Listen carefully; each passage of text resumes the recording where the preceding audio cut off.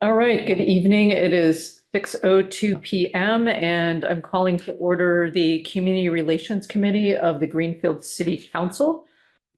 This meeting is being recorded by the Community Relations Committee. If any other persons present are doing the same, you must notify the chairperson at this time. Okay. No, well, looks like Anthony's on.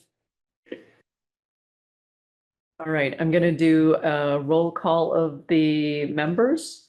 I am Counselor Wondolowski. Yes, I'm here. Counselor Brown, here. Counselor Minhas. Counselor Perry. Present. Fantastic. We have quorum and we have everybody who's going to be here is here. All right, so our first item of business is approval of the minutes from April 14th, 2025. Can I get a motion to approve the minutes? So moved. Second. Thank you. All in favor of approving the minutes, say aye. Aye. Right, minutes are approved. Just make sure I've got the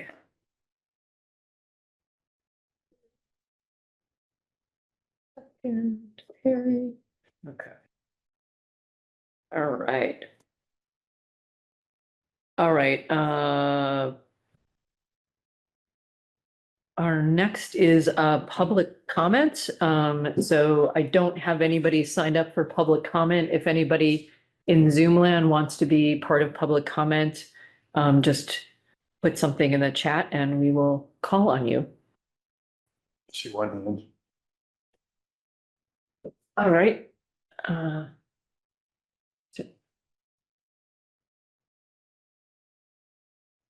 Okay, so our person for public comment is Stephanie Duclos. And as a reminder, everybody, you've got 3 minutes and you have to state your name and your address. Great. So Stephanie, welcome. Thank you. Stephanie Duclos, 166 Chapman, Precinct 8. I'm calling about the item on the agenda about flooding. I know that I think the last meeting, the concentration on that flooding issue was about the unhoused, but as this is a community and the community relations, I want to say that many people like some of the elderly in the upper precincts away from this area have severe flooding issues as well. And, you know, homeowners do suffer on that. So I wanted to speak that there should be more outreach to the people who are constantly posting online that are suffering with flooding issues and that could be mitigated. So I'm hoping that the community relations meetings will continue to be inclusive of homeowners, you know, issues as well. Thanks. Great. Thank you so much. Anyone else in public comment? All right. So it is 6:06 and public comment is coming to a close. All right. So the first item on our agenda is just issues with flooding in Greenfield. So Stephanie, you are right on target. Last month we talked about more broadly flooding issues in Greenfield, and not just related to campsites or unhoused community, but that has been brought to the mayor and several city councilors, especially flooding that's been happening. I always get the names of the streets wrong, but it's Hayward and Hastings. Hayward Hastings, yeah. Thank you. Was that why you're here? Yes. That's it. You know, I used to live, John and I have talked before, I used to live on Hayward Street. I lived there when I retired from the Navy from 98 to about 2001. And as soon as I moved in, the backyard turned into a pond. We moved in June. And even I rented the house out for a year because I was still in the Navy. And person who was in the house complained about it. When I bought the house, the previous owner said, oh yeah, sometimes in the spring, if it rains a lot, there's a little bit of flooding. Then I noticed that the garage was all cracked because the foundation of the cement floor had so much water damage underneath that the floor just buckled. Then I was told, I called the town came over, I was told that when the builder built all those houses in that neighborhood, they put in their own sewer line. There's a sewer line that runs between Hayward and Smith. So right along the yards of both the Smith side and the Hayward side. And the town, and then because that was 80 years ago, the town's not responsible for it. The guy is long gone, the builders are, and so no one, so what happens is this pipe backs up. It gets full of tree roots and debris and it backs up. In my yard, when I sold the house, I had to take $5,000 off the asking price just to tell the guy, look, you're gonna have a problem. And he had a problem. And he parked off the neighbor because he built up his yard. And so the water was just draining into the neighbor's yard. So for that neighborhood, the Hayward Street, Smith Street neighborhood is because there's an old sewer line in the back, a drainage line that no one is responsible for. So that's one issue I knew from my experience living there. Do you still have flooding, John? Yeah, I mean, I can, Yeah, so I'd like to introduce Counselor Bottomley, who is precinct person for the area that we're kind of been discussing. And just as a little background, a number of neighbors, including if it's Vanessa who's on, it came to the mayor and leadership and gave a presentation probably 2 months ago, if that's about right, about the really horrible issues. And I know that's something the mayor got interested in pretty early in her tenure as mayor. You've looked at it, Councillor Bottomley, but that there is it's unclear from the records whether or not the line is private or public. But I think at the end of the day, what we're trying to do is figure out a solution. Because I know it matters who's responsible for it and who owns it, but if we can get something to happen for it, regardless of who owns it, then we can move it. So yeah, and I think just I'm going to talk a little bit. I'll probably go. I was going to start with, but I'll come back to the hazard mitigation report that FERCog did that kind of sets the stage for all of this. Yeah.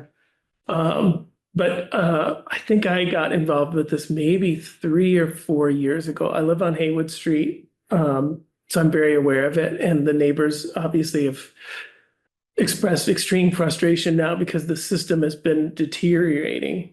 And it has been from the records probably since the 1980s or before, but that's when there are letters to DPW that have been found out through public records requests. Part of it is that system, that drainage system they put in with catch basins on either side. It's also between Hastings and Haywood. There's records of some of it, there's records of some of it they don't have records of. So that's a quagmire in itself. But I think what I met recently with the mayor and Director Warner, and they want to come to look at solutions to see what we can do. And I know the mayor talked to the state reps also, who agree that, this affects millions of dollars of property, and there's already damage to garage foundations, potentially, if not already, foundations of homes as you get closer to the Maplebrook Culvert, which is the low spot of Haywood Street. I wish I had a map. It'd be great if someone had a map of the culvert that we could actually see it. But I think big picture, we have to identify the problems because we don't actually know where all the stormwater runoff is coming from or how to fix it unless we really evaluate everything, not just the system that was maybe put in 80 or 90 years ago. Because we don't know that would obviously probably solve some things, but it's very complex.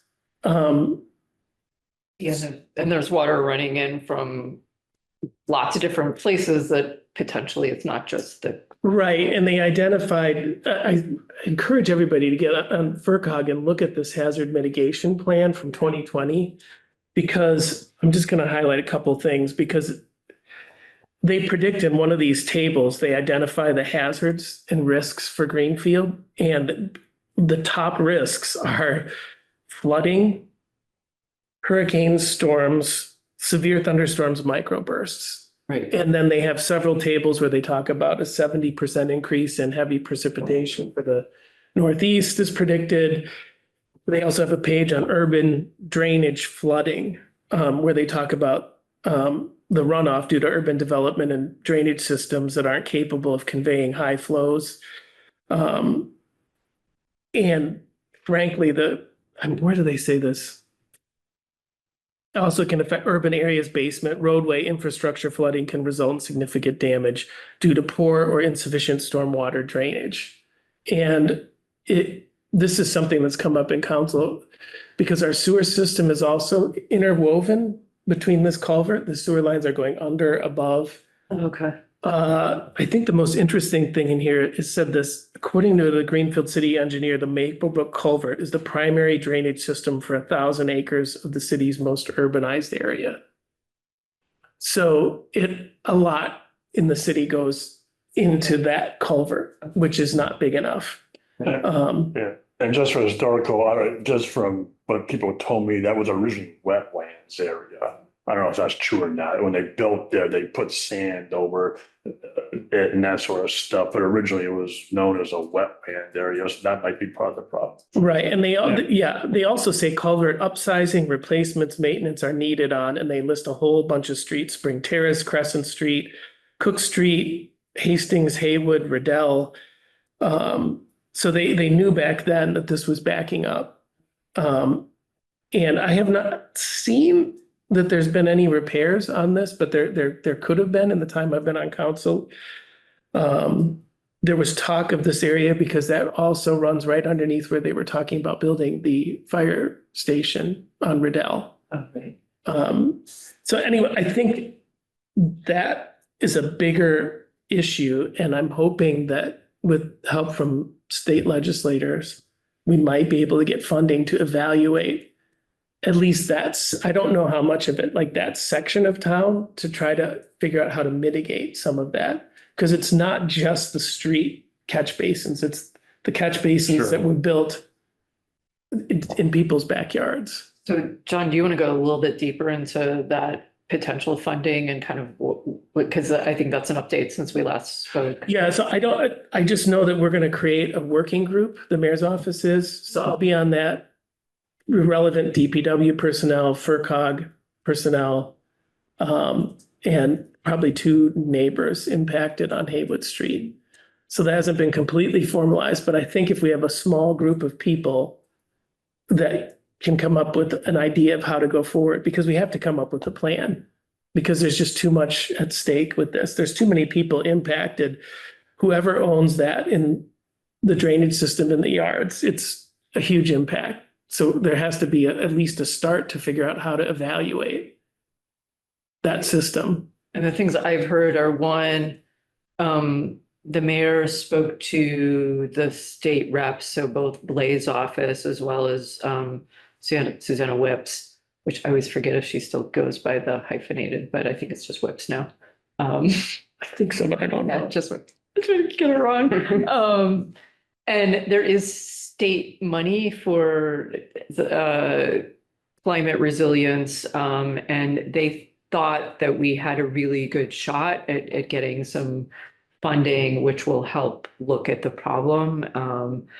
And then I talked to Aaron this afternoon, and DPW is getting a quote from Ty and Bond to also like what it would take to evaluate the system. Because at first, we were talking about, could we scope it, but it's bigger than just Marlowe running a little scope line in there. Well, the guy in 1998, the DPW guy who came out as a favor, said they had snaked it in the past, this is 1998, as a favor. Yeah. but they weren't responsible for it. When did you buy your house? Oh, God, Been a while. 2014. 2014. Did the previous owner say anything to you about that? No, but I'm lucky. Some of them just get soggy and some get multiple feet Right. of And some water. people are pumping it out Yes. and they're told that they're not supposed to. So the ones who are following the rules are getting flooded. I know public comments over, but there's some comments in the chat from Vanessa who didn't give public comments, so. Yeah. Well, does she live on? Haywood, yes, Haywood. has done a tremendous amount of research on Can I this. ask Vanessa a question? Yeah. sure. Vanessa, how long have you been on Haywood Street? I purchased my house in 2021. And did the previous owner say anything to you about it? They did not disclose the cause of the issue. Nobody discloses it. And there's currently a house for sale on the street. This Yeah. problem exists. People know what's causing it and they do not disclose the cause. What they blame is a high water table, which is not the trigger of the issue. Because we all have high water tables and I don't have Right. water sitting in my yard like you do. No, and the water comes running through, like, I mean, it's every rain now. Yeah, and And it will just increase, like, you can't believe the amount of water. I saw the video that the mayor took and it's like running like water, like you can hear it like rushing, which is Yes. crazy. And I don't want to out the owners, so I won't say what number I was at, but I was like halfway down Haywood Street on the left-hand side as you're driving toward High Street. And it would become a pond. In the spring, it was a foot, at least this much of water, because the yard from the house would dip and then go straight. And so where that dip is, and there was a sewer right there, the manhole. Catch Yeah, basin. the catch basin was right there. That would fill up and it'd become a pond. I had a dog, the dog couldn't go out there and out there stuff, you know, so. No, it's a serious problem. No, and I think, I want to look at like, I think this working group can help with what are some creative solutions, whether it's. Right, because there's issues of easement. Yeah. And I think the idea is, we need to look at it, and the mayor agrees, and it is complicated, but I think there is going to be motion on it, but it is complicated because on the Smith Street side, like if they were to pair that line, it goes, my understanding, or not Smith Street, Hastings, it goes along the property line. Right. So if they were going to replace that line, they'd have to chop down every tree for a quarter of a mile. So, I mean, again, you could easily be talking hundreds of thousands, millions of dollars. And you'd want to make sure, at least in my mind, if the city or grant money, that whatever they're doing is going to fix it. Yeah, Because that solution was designed 80 or 90 years ago, obviously from FERCog reports and data.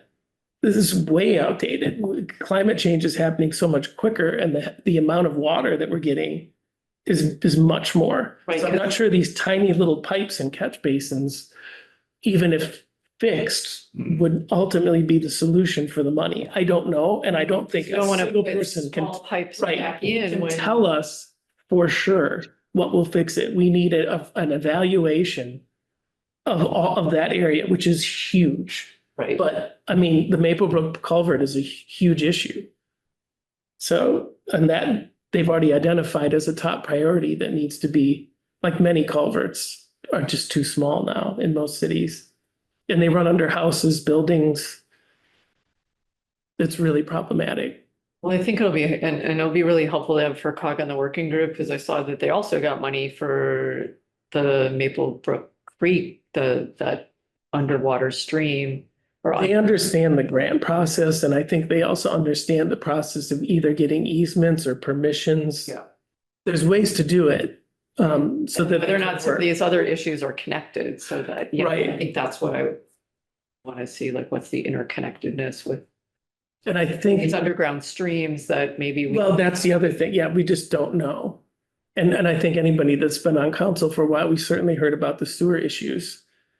And again, this is all crisscrossing. I think at one point there was a stream draining into our sewer system and being treated. So Right. it's really, really ancient infrastructure. And it's just not a popular thing for people to want to spend money on. I wish you lived there. And right, and it's big, it's big, and I think at this point, we need to take the steps to try to evaluate how to fix this bigger problem. And I know, Stephanie has also mentioned, issues like Arch Street and Chapman. So, with how do we knit some of these things together? And it's complicated because some of these things I found out, I didn't realize there were private sewer systems put in that really were problems for homeowners that then had to change it. Sewers, like. Yeah, there's all kinds of weird problems with an old city. A private sewer system, that's really. They linked them together and then had that whole system go into the sewer. And so when it failed, they were. Yeah. So there's just a lot of issues with a really old city. But something needs to be done. It's been obvious for decades now that, I'm not saying I'm blaming anyone, but no one in the city really wanted to deal with it. Yeah. Because It's a hassle. it's a it's an pretty big expensive issue hassle, and it's yeah. a legal issue. Some of these things, like the catch basins are not on a lot of people's deeds. Yeah. Like they're not even registered anywhere. Some of it is on record, which makes it even more complicated. So we don't even know what's there or what hooks up to what. We can guess, but John, how quickly before you think you all will kind of have this working group start? well, I'm hoping we can meet in the next few weeks, the next couple of weeks, I hope, get people on board and start asking questions. And I haven't talked to have that meeting with Director Warner and the mayor was like a week ago. So as soon as he gets, I haven't seen that bid or what's involved in that bid. And I think you told me you were thinking of this kind of like the Lunt working group because it's a chance to kind of, have this not just be driven by city employees, but, Right. A diverse group from lots of different perspectives, but also to help with accountability. Right. So it's like basically set up by the mayor's office. It's not a city council thing, but since I'm a precinct 4 city councilor, it's easy for people to find me and my phone number and my email is all there. So I think it's good to have somebody from the council for connection. Oh, sure. And you also have a vested interest. You live Yeah. there. so Right, why not, right, you know, so- right. And there's some history. And the other thing is there's just over the years, as the neighborhood is changing, we're losing some of that history. Yeah. But the people that have lived there 30, 40 years are Yeah. pretty frustrated Yeah. at this point, to put it mildly. Yeah. As well as new owners. It's not fair to Yeah, inherit you move that in, out you're of the like- blue. I had no warning. Right. I mean, feel like I'm a luckier one. Yeah. But that's just not really acceptable. Because I know there's several people have multiple sump pumps running, and if one breaks, they have feet of water in their basement. And I know that's the greenfield problem, but I think this one needs to be looked at. Especially given the stuff that FERCog has already identified, we're gonna have worse issues coming up. Oh, If we don't deal with The storms are gonna be more frequent and it's just Stronger, yeah. higher volume. intensity, water. coming at once. And that's the problem. The pipes aren't meant to take that volume all at that time. Counselor Braun, anything else in the chat? Sure. You want to share that Vanessa had typed in?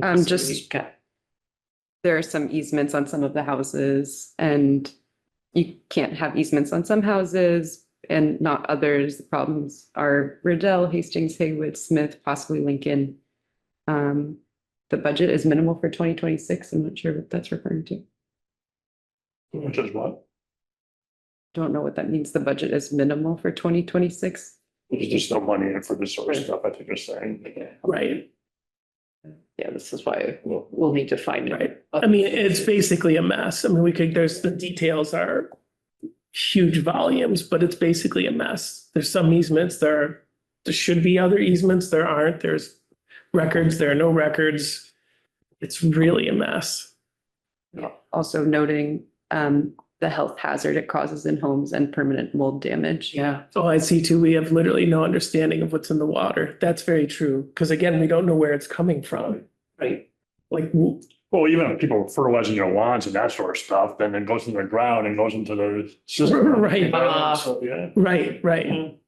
And so there's concern about obvious water coming down from the mountain. How is it being, could it be diverted through better drainage on High Street? There's all kinds of questions. Well, then the people with those manhole covers that there's no cover and sort of the. Right. With But that. and then the bigger picture is there's danger, the more that gets funneled into the Maple Brook culvert, what happens then? Because it can't handle it now. Right. So it kind of goes back to that too, which is multiple millions of dollars. But it's got to start somewhere with, my hope is some kind of evaluation that somebody can come out, get permission to be on all the properties and do a real evaluation of, that's why I have to talk to Director Warner. I don't know how big his scope is.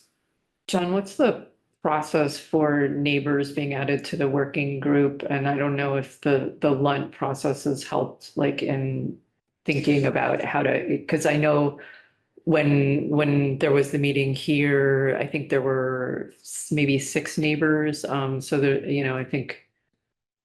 I don't know. I mean, I identified a couple. And again, I don't know if they, I've talked to one for sure that has some knowledge of it. And somebody else that Anthony's knows. there, so he'll write a nice story and get the word out, and then maybe people will Right. start. And then you'll be contacting you. inundated with people. That know, No, there's some but- people too that know some of this stuff, the Yeah. grants and everything, which could help. Yeah, It's trying to brainstorm because we're going to have to brainstorm and try to think out of the box. And then, of course, advocate, which is very similar to LUNT. Yeah. But there's this mass vulnerability plan, the MVP, which may have some state funding for this sort of thing. Because obviously there's a lot of old towns in New England with bad Yeah. problems to deal with in terms of stormwater and sewer. I know municipal vulnerability preparedness grant also funds some of the creative things you were talking about, like gray water, or I know they funded a project where they like took out a bunch of concrete downtown and made that like green living, not hardscape. Yeah, green infrastructure. Green infrastructure. Right. Yeah, so that would be cool to see the types of projects they fund. Yeah, I know the Pioneer Valley Planning Commission, the kind of sister agency south of here, does a lot of work on green infrastructure and working with municipalities on alternatives to pipes, because it's part of it slowing the water down. Right. Yep. So it's really, I'm speaking in real general Yeah. terms, but to but start, but the neighborhood advocacy is really what pushed this along. Yeah. And it started a few years ago, when Mayor DeSorger was a counselor, and I remember we walked a lot of that up by the car dealership, which I believe is where you can hear the running drains all the time. And I know that there's some flooding all the way along that area because everything drains there. How close that gets to like the Bay State. I haven't researched it. I know it cuts across the city at one point, Yeah. but, Maybe they're a partner. and it gets in very solving big. The this. culvert is, they inspect it. It gets big enough that people go down there and it's very big. When it's not, when they can. yeah. Wow. I can also bring this up at the Sustainable Greenfield Implementation Committee. I feel like some of those folks would be interested in thinking about these things. Okay, yeah. Yeah. Yeah, any help, I think it's The more the merrier. Yeah. I mean, brainstorming, and then we'll see, if there's some kind of plan that, and the city can somehow find the money to at least start some sort of evaluation, that would be great. Or if it's too big, we'll see if the state reps can help us and we can identify some sources to really start this thing. Yeah. I mean, even regardless of them getting the grants, we've got to start like figuring out what's going on. Yeah, it's 30, 40 years of Mhm. nothing. It's got to be looked at. And again, the mayor wants to look at it. I was happy the reps thought that this was significant. We explained how some of the drainage system was in private property, but it's like connected to, Yeah. I think I added up the value, it was like close to $10 million worth of property. Yeah. So it impacts a lot of people and a lot of property value. And then we could determine, okay, if we had this much, we do, and okay, if we have this much involvement, what can we do? So at least figure out Yeah. how far we can go with what resources are available and become available. Right. Yeah.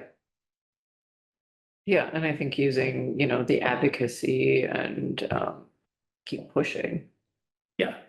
It'll be more helpful once we have some sort of plan or idea. Yeah. But I think we can certainly I'm hoping that we'll get something going pretty quickly. And also the other thing I was gonna say too, I forgot to say this, so I was thinking also circles of communication. Hmm. So like a small working group, and then perhaps, I think Vanessa had said this, to have like a neighborhood meeting. So that may be another thing to call, once the working group has some kind of information, to call a meeting of the neighborhood somewhere. It could be John's on or something. Sure. So we can just kind of do these expanding things, and then also conversation becomes easier in that setting than doing a city council meeting. Yeah, which, that's a really, and I know there's frustration from citizens when it's like a 3 minute at a time chunk. I'd rather like, how can we do this in a way that's conversational? Precinct 7, Vanessa has a neighborhood group. It's about 25 people, and they have a chairperson who kind of oversees it. They have an email tree when there's issues, primarily around the fairgrounds and the Green River School building. But when there's issues coming up, they meet once a month and talk about the issues. They have an agenda. So it's a very, and they invite the council to come in and at least listen and bring back anything that they can to the larger groups.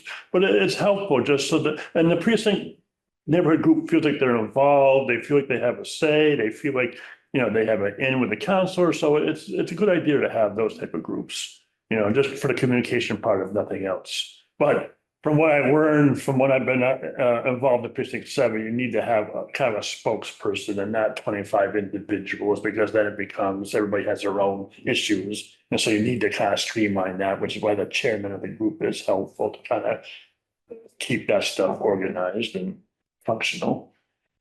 Do you know who spearheaded that neighborhood group? Yes, but I don't want to mention. No, that's okay. Yeah, But yeah, she emails me all the time. It was like one person. Yeah, yes.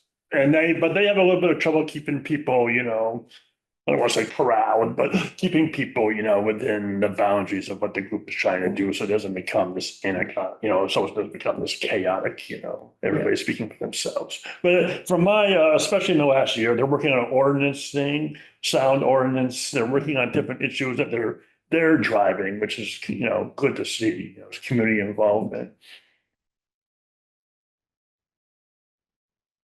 Thank you. Yeah, it's good, because like I literally didn't really know about this because I don't live there and I haven't seen the videos. So it's good for people to like locally Yeah. band together and then Yeah. advocate for the things that they need.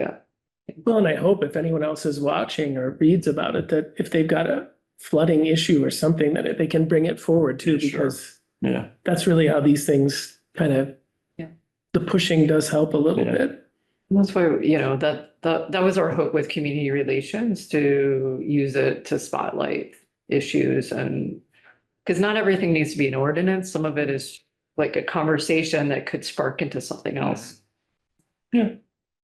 Or just being heard is important. I think Absolutely. I made the mistake my first month there of saying the wrong thing, because I was too stupid to know what was going on. But now, over the last year or so, I've really built up trust and built up relationships and built up, so it helps when the counselor is involved and builds that trusting relationship with the neighborhood group. And then it can really be a functional, positive experience for everybody. Agreed. Oh. Anything else we want to cover with this particular issue at this juncture? Thank you, John. Yeah. Yeah. I thought you were just here to see us. Sit and observe the rest, yeah. Much more. And I just really, again, appreciate Vanessa and the neighbors for, I know there's a lot of frustration, and you guys have been contacting city officials for, as John said, probably 40 years. But I'm glad you didn't give up. So we look forward to getting updates Yes. and making sure that this continues to move. So, great. So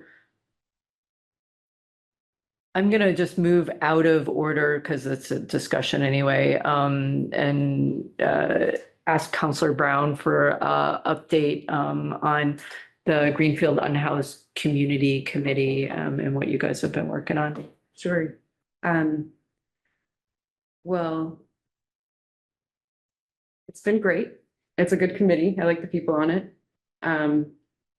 And Tammy typed up notes from the first meeting, but not the other one, so it's a little hard for me to totally remember, honestly. Yeah. But we've had some good guests. We had Pamela McBride from the library. We had Amy Kaling talk about lockers and the warming center, and they did get the locker funding, the storage locker funding, which there's going to be a CDBG hearing about that, I think June 30th. Okay. Emails that ideas too. Where are they thinking about putting the lockers? I don't think that's, yeah, Okay. hasn't been discussed Got it. yet. I mean, they're trying to find somewhere that's sheltered, obviously, Yeah. near downtown. Yeah, yeah. And the lady from Catholic Ministries, was that where she was from? The lady was. Yes. Yeah, Catholic Ministries, lady, yeah. I think you've attended every single meeting. Oh, yeah. It was so nice. It's just so good. Well, it's fascinating to hear. It's such an interesting cross section of people. You have unhoused people, you have people in the community who are really interested and knowledgeable on the issues. So it's just a fascinating experience to watching everybody come together to get along very well. And it's just, it's fun to watch. I would say fun, but it's interesting to watch, you know. Yeah, You're doing a great job, by the way, you know. and like it's a little chaotic wrangling people, but Yeah. it's fine. Yeah. Where you get the most ideas, the best ideas. Not everybody's a professional like you, Sarah.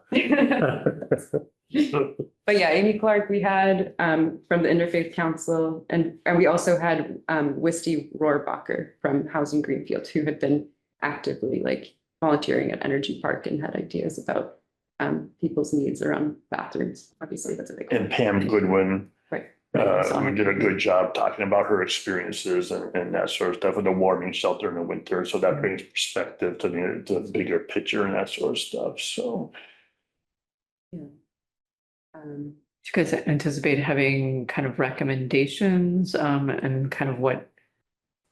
I'm not pushing at all, but you know, I don't know if you have kind of a date in mind to kind of at least have some thoughts pulled together. Yeah, I think we definitely already have ideas percolating for recommendations, like that we would need to figure out more. But even just like legalizing manufactured housing, because mobile homes are now outdated, but manufactured housing is half the cost per square foot of like traditional stick-built housing. So that's a type of affordable housing that would be good. That was in the FERCog Exactly. documents. Yes, that was one of their recommendations as well, that we just need to do. It's just need to do. Yeah, the zoning update, just So- changing the language. Yeah. And because if you just take out mobile homes, then it can just be regulated as like a single family home. I just want to mention, especially for the public, that the ad hoc committee they're just discussing things. It's just ideas and suggestions and things about around. There's nothing official about anything that's been talked about yet. I know Yeah. I know Anthony ran a story, last week, which was great because it gets the word out, but it also gets people reacting about, you can't do that, and you can't do this. Well, no Yeah. one said we were gonna do that. It's just comments about ideas of how to move forward. So people, need to stay in the moment and not worry about what's going to be happening too far down the road, because no one knows. Yes, there's Yeah. no official recommendation Right. yet. And we were gonna meet with Megan from FERCog to think through some of these things. Great. I think, and then we were just exploring, we're doing a survey also to Yeah. collect data, both like quantitative and qualitative data from folks who Okay. are unhoused with lived experience so they know about this committee, and then also they can share their voices. So I think we were going to do some in-person tabling at the library for that, and maybe even yeah, I don't know, bring in some other groups, like if Tapestry wanted to table at the same time or Mhm. whatever. So that's planned, that's in the works, the survey's been created. It's a very creative, I thought, survey. I mean, ask direct questions that are right to the point. So it'll be interesting.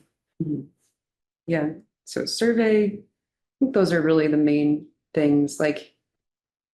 I'm gonna attend some. I forget what they're all called, but just some mobile health van events next week, which I think, which I think will be cool to see. Yeah, ways that people are like responding to people in crisis and. Yeah, so I'm interested in learning more about that, just like public health approaches. So. Yeah. I think. And then we were interested in sanctioned encampments and we were talking about those ideas. Because currently it's trespassing if you're on public land after 10 PM. So, which is, of course, it's not enforced in certain places, but which are flood zones where it's not enforced.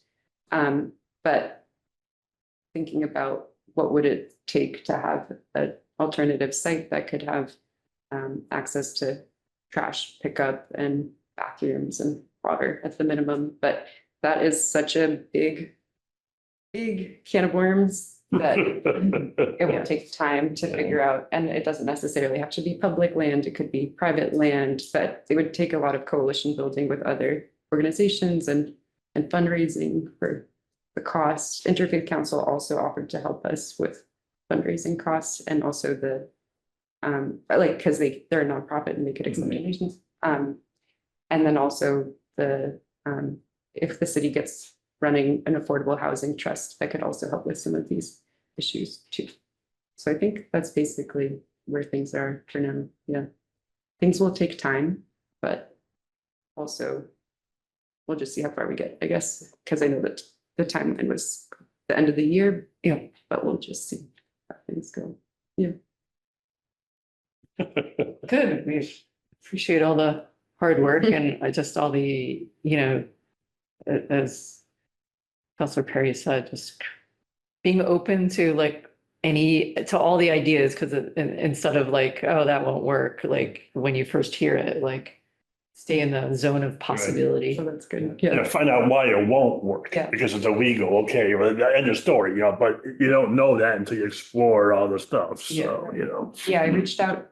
Yeah, I know liability also is a huge concern, and I reached out to the I forget what the name is, National Homelessness Lab. Oh, nice. So I'm interested in hearing about how to navigate these issues, and they also have like recommendations for Water, sorry. around updating ordinances about like loitering or just Right. ways to protect protect people who are unhoused from having their belongings searched. Right. So, so I think setting up a meeting with them as well would be good.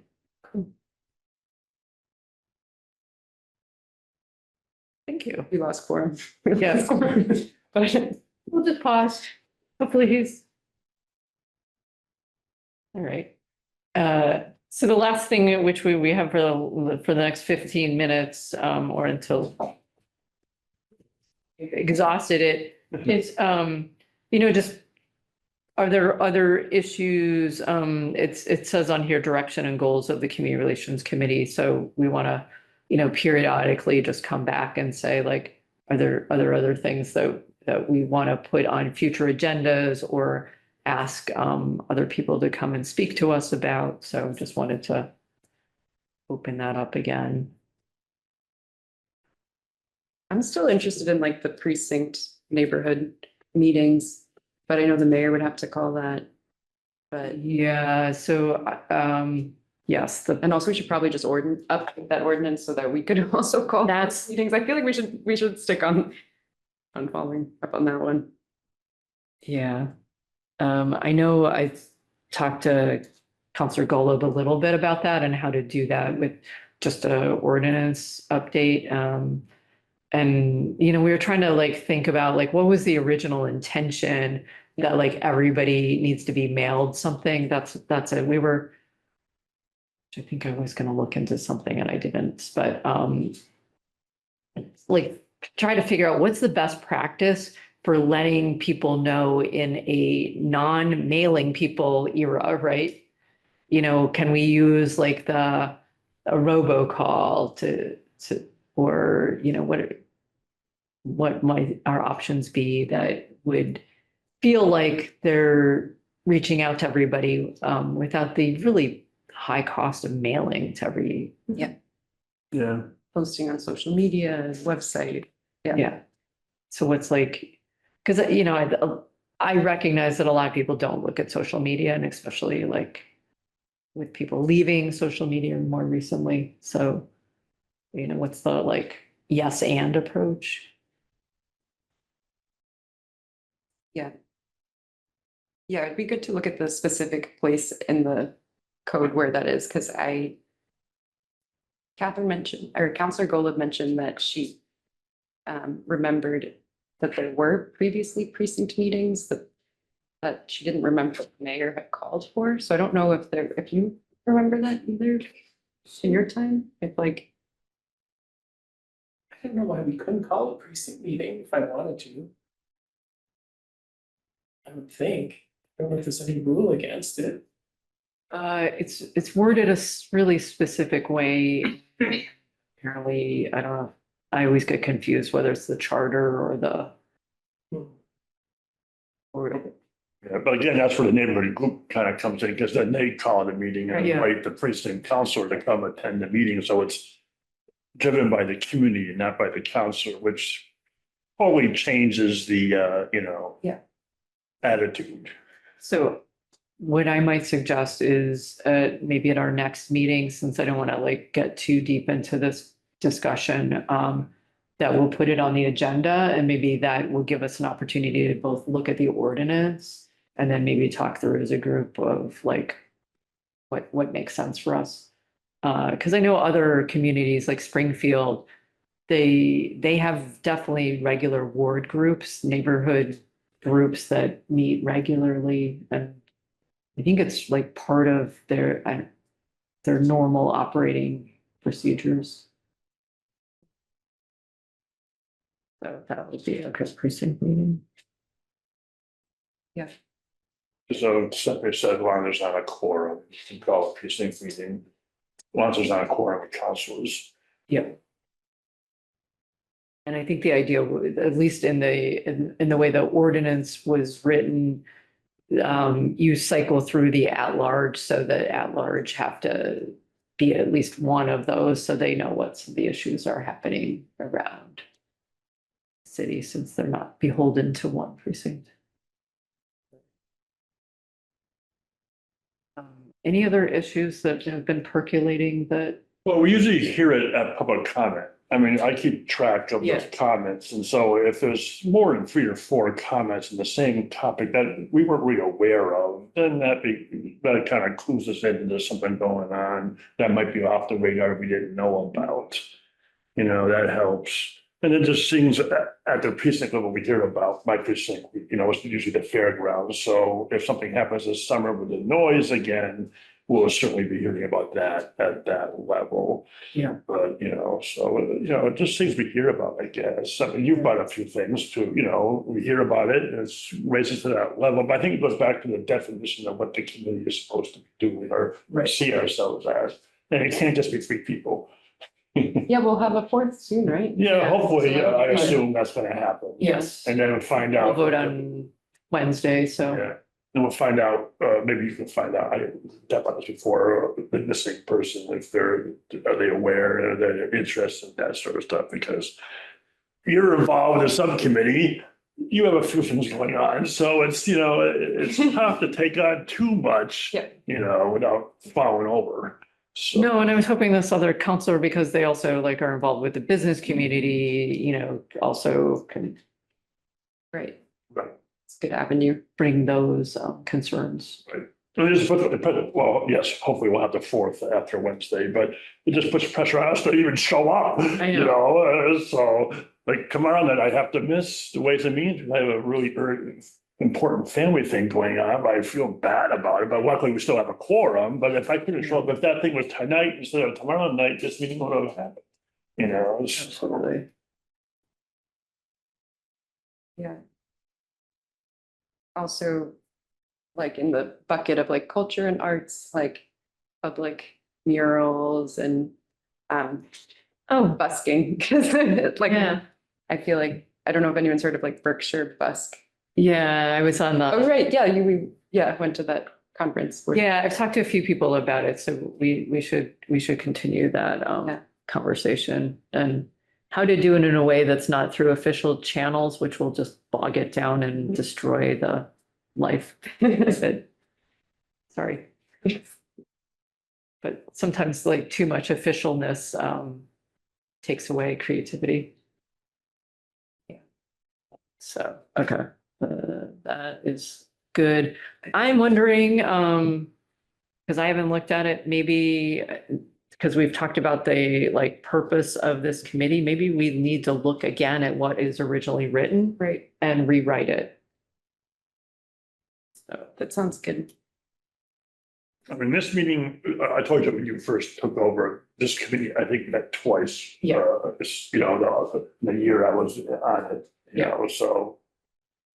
I wasn't sure because they were waiting for stuff to come up, but you know, what was driving the committee? Was the committee being driven by the public or was the committee driving the public? You know, that was kind of the question I had, you know.